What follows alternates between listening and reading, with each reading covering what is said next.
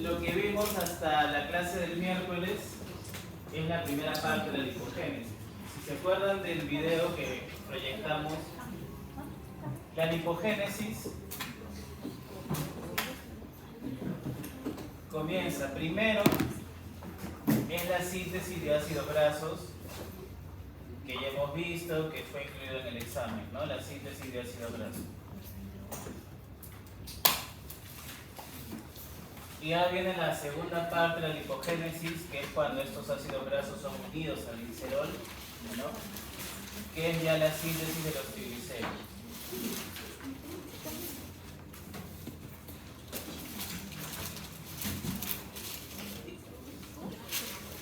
Ya sabemos de dónde vienen los ácidos grasos, ¿no? Sabemos que vienen de el acetil-CoA, ¿no?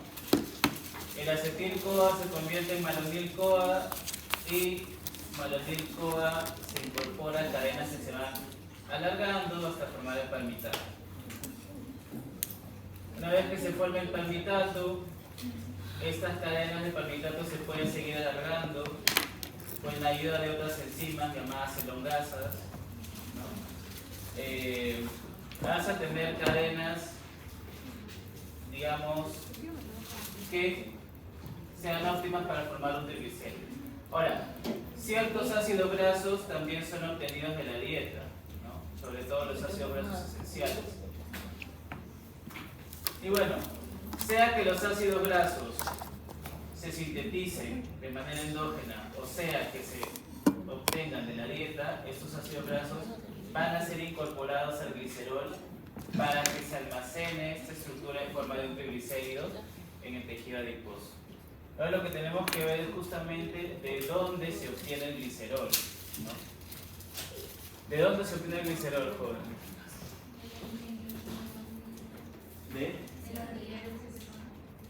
De la hidroxiacetona, correcto. Y también de la beta-oxidación, perdón, disculpen, de la lipólisis, ¿no? De la lipólisis. Entonces,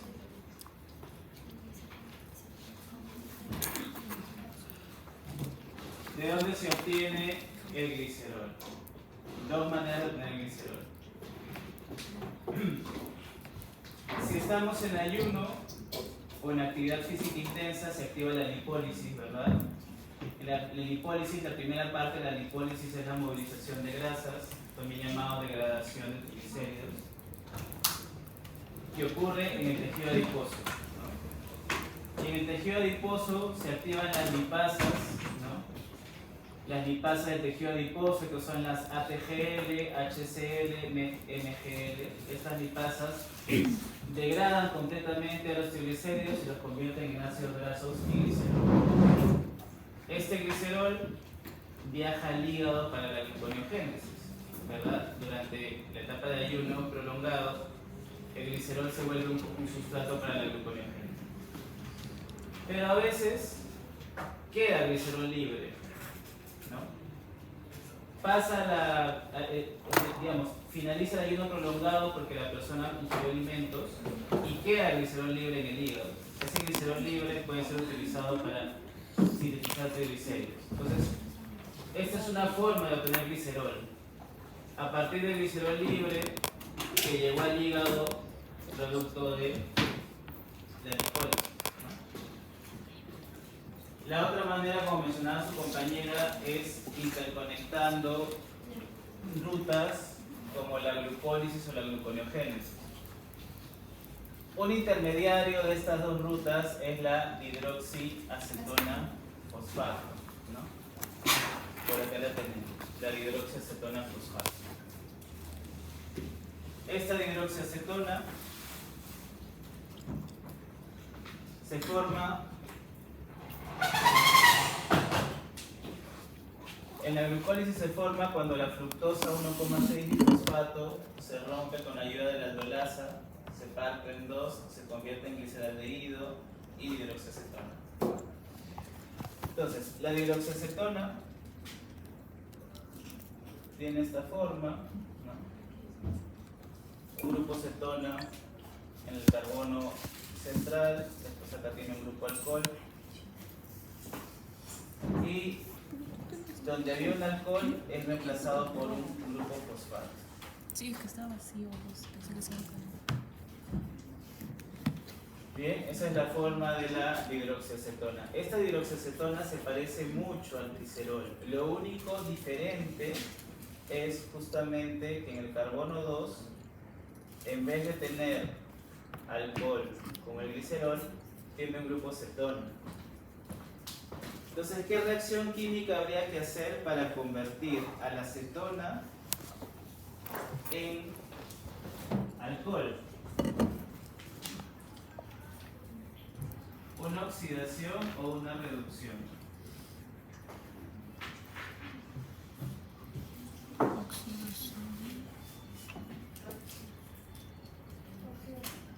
Oxidación.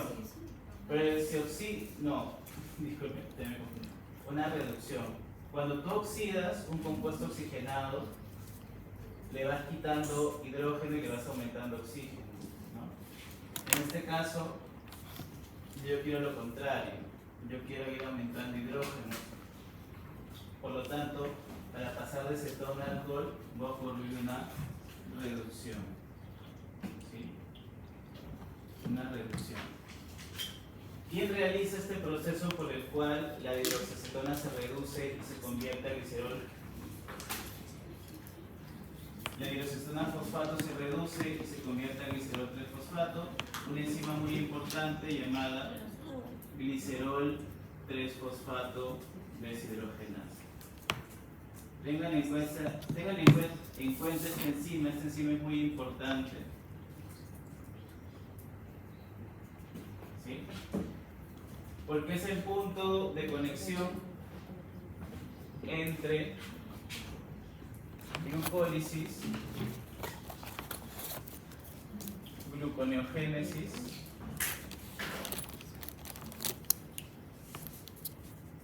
y síntesis de triglicéridos.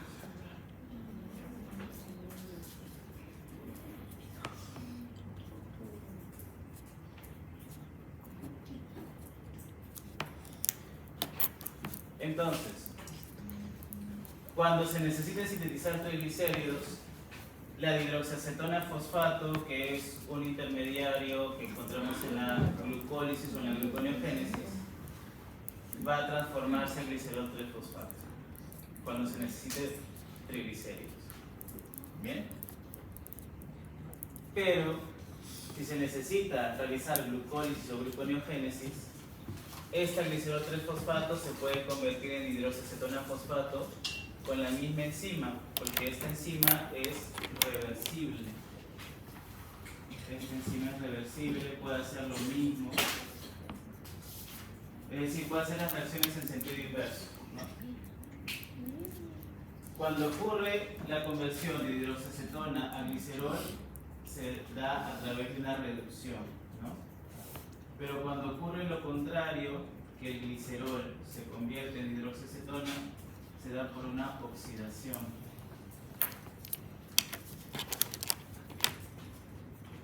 Ahora, ¿quién va a actuar acá como aceptor o dador de electrones? El NAT. ¿No? El NAT. Cuando ocurre una reducción, el NADH dona electrones y la hidroxiacetona se convierte en glicerol, ¿no? Pero cuando el glicerol se convierte en hidroxiacetona, el glicerol libera electrones que son captados por NAD y se forma NADH. Entonces ahí NAD puede actuar o bien como aceptor de electrones o bien como dador de electrones, dependiendo qué reacción vayamos a hacer, ¿no? En el caso de convertir hidroxiacetona en glicerol 3-fosfato, ¿no? En este caso NADH dona electrones, ¿sí? Se convierte en NAD y esto hace que la hidroxiacetona fosfato se convierta en glicerol 3-fosfato. Entonces, de esta manera, a partir de intermediarios de la glucólisis o de la gluconeogénesis, yo puedo obtener el glicerol 3-fosfato. Entonces, dos maneras de obtener glicerol. A partir de la lipólisis, ¿no?, se obtiene glicerol libre. Y a partir de esta enzima, glicerol 3-fosfato deshidrogenasa, se obtiene glicerol 3-fosfato. A partir de la hidroxiacetona fosfato.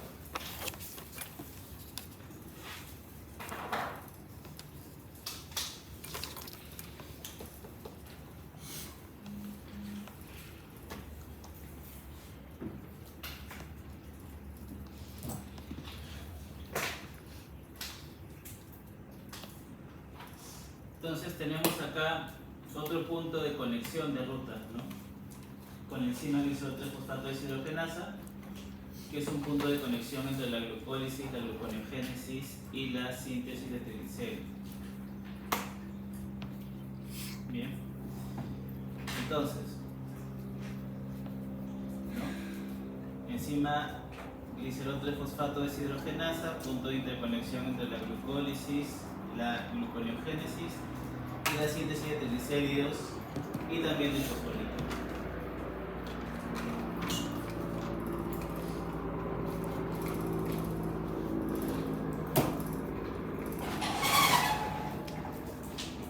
Acá lo podemos ver también un poco mejor.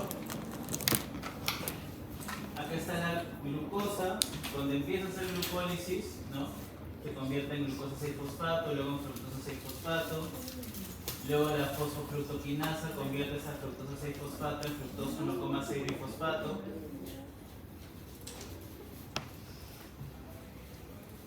Y luego la aldolasa parte la fructosa 1,6-bifosfato en hidroxiacetona fosfato y gliceraldehído 3-fosfato, ¿no?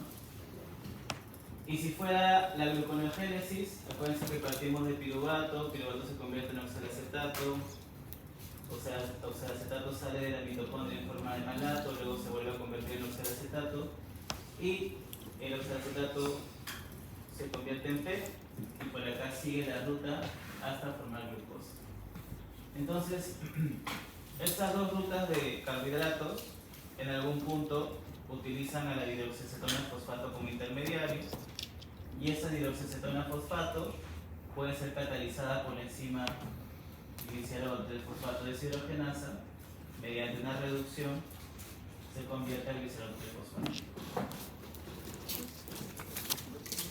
Otra manera de obtener glicerol 3-fosfato es a través de glicerol libre, producto de la glicerol libre, producto de la lipólisis, producto de la degradación de triglicéridos cuando estamos en etapa de ayuno o actividad física intensa. Los triglicéridos se degradan y se obtiene glicerol libre. Este glicerol libre puede ser fosforilado con la ayuda de una enzima llamada glicerolquinasa. Y la glicerolquinasa le incorpora un grupo fosfato a este glicerol libre y forma glicerol 3-fosfato. ¿Bien? Esas son las dos maneras de obtener glicerol 3-fosfato, que es un sustrato que necesitamos para poder unir esta molécula con los ácidos grasos. Ahora, glicerol sí o sí tiene que estar fosfatado para que se pueda unir a los ácidos grasos. ¿Por qué? Porque se activa con el grupo fosfato, ¿no? Algo parecido a lo que ocurría con los carbohidratos. ¿Se acuerdan? Que para poder activar a los monosacáridos para que inicien las rutas hay que fosforilar, ¿no? Glucosa 6-fosfato, fructosa 6-fosfato, galactosa 1-fosfato, ¿no?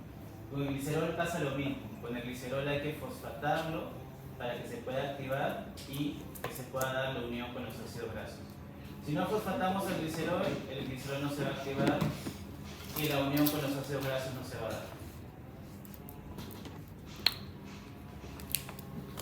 Glicerol fosfato deshidrogenasa o glicerol 3-fosfato deshidrogenasa es una enzima importante no solamente porque es el punto de interconexión entre estas tres rutas, glucólisis, gluconeogénesis y síntesis de triglicéridos, sino que también participa en una lanzadera muy importante, ¿no? ¿Qué son las lanzaderas? Son mecanismos que permiten transportar los electrones del NAT de la glucólisis al interior de la mitocondria, ¿no? Entonces, Esta enzima glicerol 3-fosfato deshidrogenasa participa en la lanzadera de glicerol fosfato. El NADH de la glucólisis justamente le da sus electrones a la hidroxiacetona fosfato, ¿no?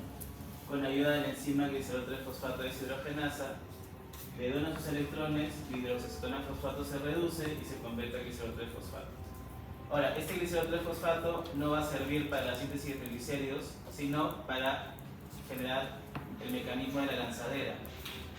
Glicerol 3-fosfato sí puede pasar al interior de la mitocondria, porque tiene un transportador. Entonces el glicerol 3-fosfato pasa al interior de la mitocondria y luego acaba de haber una glicerol 3-fosfato deshidrogenasa mitocondrial. Es una isoenzima de la glicerol 3-fosfato citosólica. Misma actividad, pero trabajan en compartimientos diferentes. Cuando el glicerol 3-fosfato esté en la mitocondria y se encuentre con la isoenzima mitocondrial, lo que va a hacer esa enzima es oxidar al glicerol 3-fosfato. Al oxidarla, ¿quién acepta los electrones? FAT. Ella, la mitocondrial, utiliza FAT como aceptor de electrones, se forma FATH. Y el glicerol 3-fosfato al oxidarse se convierte en hidroxiacetona y la hidroxiacetona sale y se puede dar un nuevo ciclo de lanzadera. Y es así como nosotros habíamos dicho que la lanzadera de glicerol fosfato, ¿no?, actúa de tal manera que los electrones de NAD de la glucólisis, ¿no?, los electrones de NAD de la glucólisis son pasados a un FAT en la mitocondria. Solamente habíamos hablado de eso cuando hicimos ciclo de Krebs, ¿no? Yo les había dicho, en la lanzadera de glicerol 3-fosfato, NADH de la glucólisis, por algún mecanismo les habían indicado, termina mandando sus electrones a un FATH de la mitocondria. Y en realidad el mecanismo es este, ¿no? Para que los electrones de NADH pasen a un FAT, se utiliza al glicerol 3-fosfato como transportador intermediario de los electrones, ¿no? Y participa entonces esta enzima glicerol 3-fosfato deshidrogenasa para que se dé esta conversión de hidroxiacetona a glicerol y luego de glicerol a hidroxiacetona. Esta conversión catalítica es necesaria para que los electrones pasen de acá para acá y de acá para acá, y que luego este FATH vaya hacia la cadena transportadora de electrones. Entonces, así es como funciona la lanzadera de glicerol 3-fosfato. Gracias a las enzimas glicerol 3-fosfato deshidrogenasa. Hay un transporte indirecto de los electrones, de los NADH de la glucólisis hacia el glicerol 3-fosfato y del glicerol 3-fosfato hacia el FAT, que al final forma el FATH. Y luego el FATH se va a la cadena transportadora. ¿Alguna pregunta hasta aquí?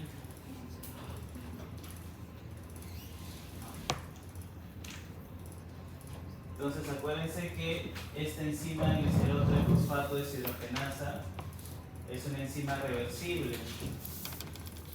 Es una enzima óxido-reductasa porque realiza reacciones de óxido-reducción y utiliza como coenzima o bien sea NAD o NADH, ¿no?, dependiendo qué tipo de reacción vaya a hacer.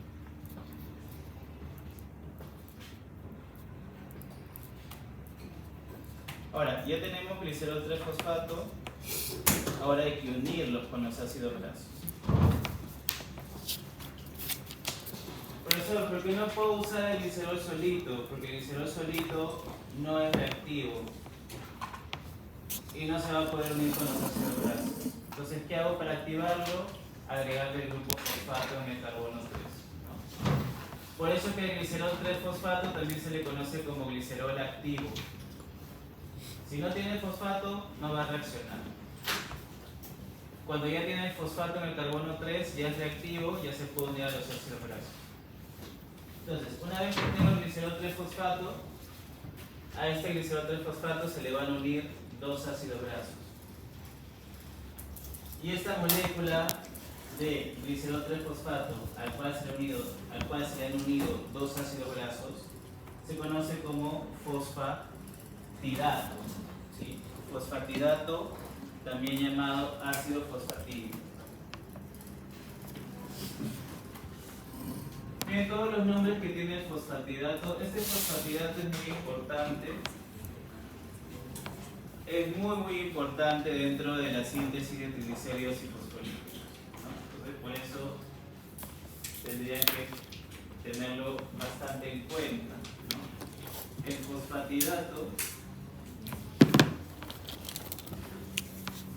es un intermediario que se forma cuando el glicerol 3-fosfato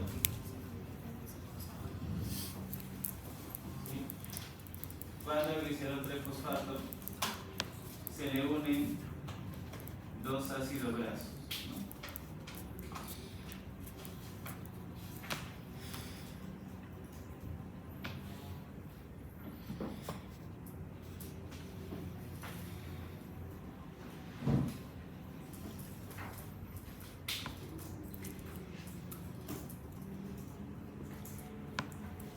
Entonces, esto de acá en vertical sería el glicerol, que tiene al grupo fosfato en el carbono 3, por eso el glicerol 3-fosfato. Acá hay un ácido graso y acá hay otro ácido graso. Esto se conoce como fosfatidato. También se le conoce como ácido fosfatídico. Y tiene otro nombre también, tídico, que es diacilglicerol 3-fosfato.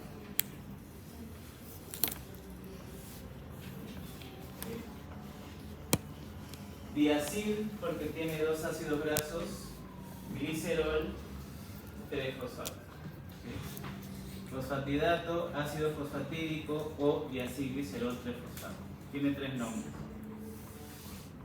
¿Por qué es tan importante? Porque es un intermediario que se produce tanto en la síntesis de triglicéridos como en la síntesis de fosfolípidos.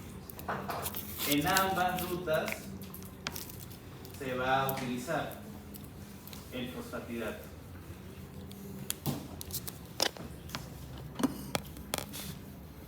Ahora, ¿cómo se forma este fosfatidato? Eso es lo que vamos a ver.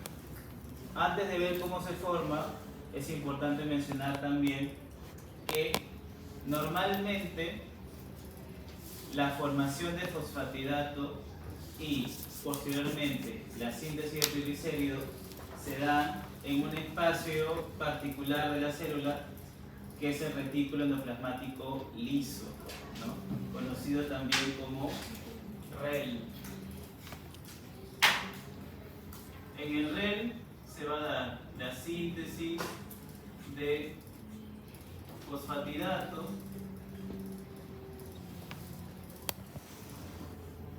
la síntesis de triglicéridos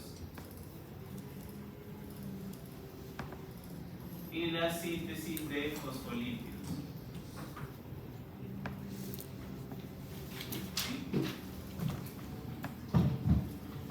Si ustedes recuerdan biología, en biología les decían que una de las funciones del retículo endoplasmático liso es la síntesis de lípidos, justamente porque en el REL encontramos a las enzimas que permiten formar estas moléculas. Normalmente la mayor cantidad de lípidos se produce en el retículo endoplasmático liso. Entonces, ¿cómo unimos estos ácidos grasos al glicerol 3-fosfato?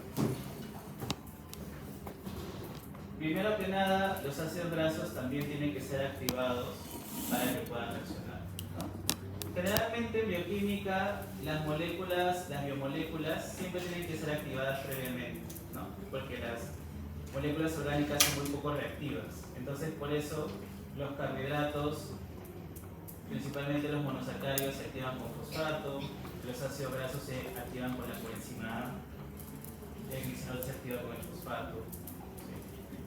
Entonces, Para que los ácidos grasos reaccionen con el glicerol 3-fosfato, los ácidos grasos tienen que ser activados.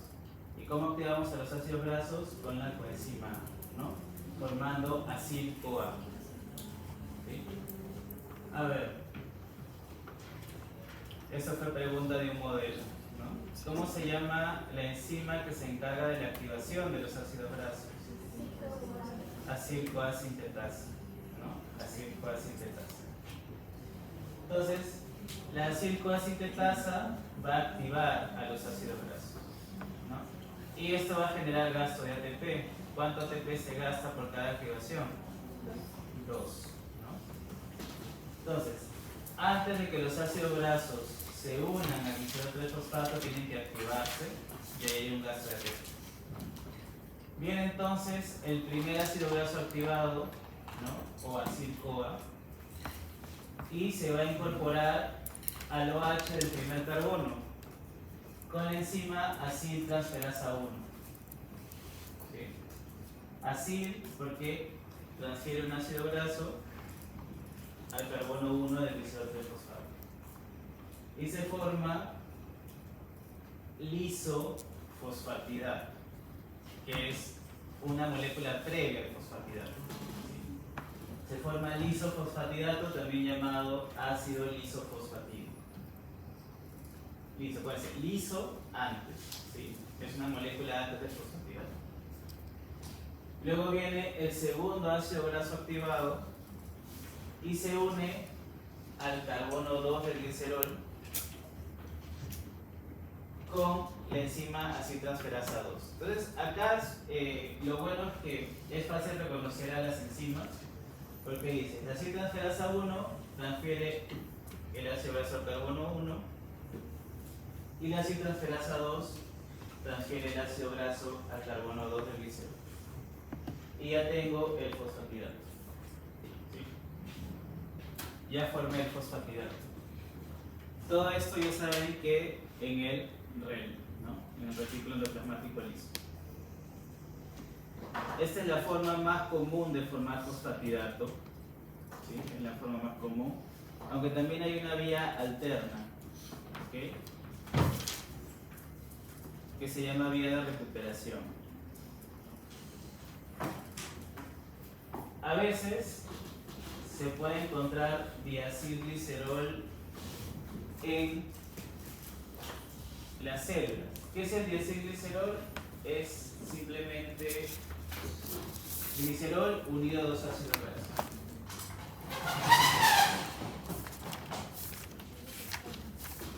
Acuérdense de esto siempre.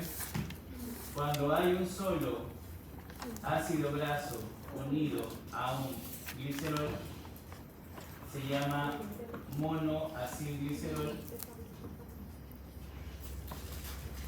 o monoglicérido. Si son dos ácidos grasos unidos